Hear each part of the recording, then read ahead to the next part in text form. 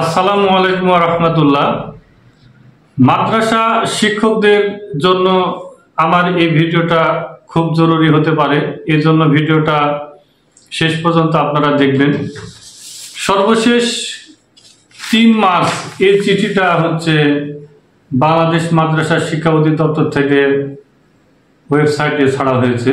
এই চিঠিতে বলা হয়েছে যে মাদ্রাসা শিক্ষা অধিদপ্তরের আওতাধীন এমপিওভুক্ত মাদ্রাসা শিক্ষক কর্মচারীর বেতন ইএফটির মাধ্যমে প্রদানের লক্ষ্যে অনলাইনে তথ্য সংশোধন এবং হালনাগাদ ও সংরক্ষণ সংক্রান্ত এই চিঠিতে যেটা বলা হয়েছে যে চিঠির ভাষা অনুযায়ী বোঝা যাচ্ছে যে খুব শীঘ্রই মাদ্রাসা শিক্ষক কর্মচারীদের ইএফটি কার্যক্রম শুরু হবে। এই কার্যক্রম শুরু করার জন্য যেটা করণীয়, এই ফর্মটা পূরণ করতে হবে।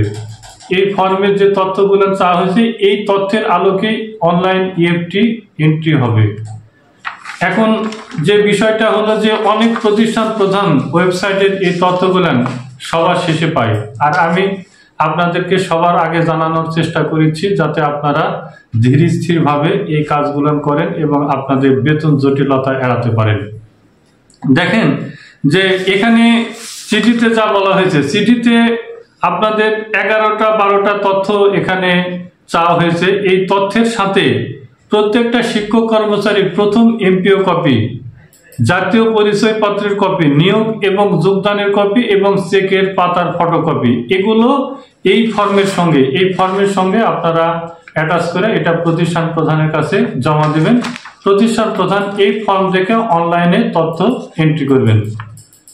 তাহলে এই যে ফর্ম এবং এই চিঠিতে যে মেসেজটা দেওয়া হয়েছে যে খুব শীঘ্রই অনলাইন ইএফটির কার্যক্রম মাদ্রাসা শিক্ষকদের শুরু হবে এবং ইতিপূর্বে স্কুল কলেজের শিক্ষক কর্মচারীদের ইএফটিতে বেতন পাওয়া শুরু হয়ে গেছে, যদিও তারা বিভিন্ন জটিলতার কারণে এখন পর্যন্ত আমার জানা মতে জানুয়ারি এবং ফেব্রুয়ারি মাসের বেতন পায় নাই।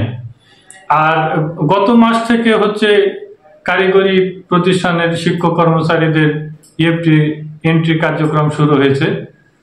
তো আমরা যাতে আগে থেকেই এই কাজগুলো ঠিকঠাক করে নিতে পারি, এই জন্য আপনাদের সচেতনতা বৃদ্ধির জন্য আমরা এই তথ্যটা আগাম জানিয়ে দিলাম।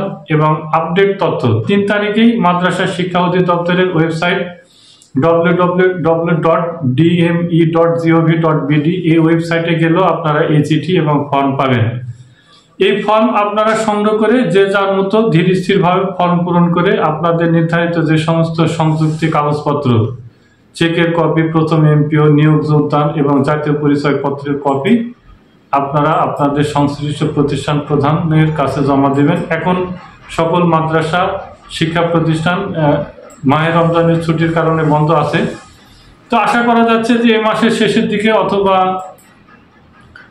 ঈদের পর ইএফটি এন্ট্রি কার্যক্রম শুরু হবে। অনেকে আমাকে প্রশ্ন করে জিজ্ঞাসা করেন যে ভাই অনলাইন ইএফটির কাজ কি শুরু হয়েছে?